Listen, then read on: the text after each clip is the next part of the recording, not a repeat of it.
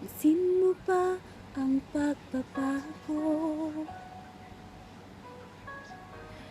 Di matingnan ang iyong mga mata, tila nananapin sa iyong yakap at halik. Sana'y malaman mo, di sinasadya. Kung ang nais ko ay maging malaya,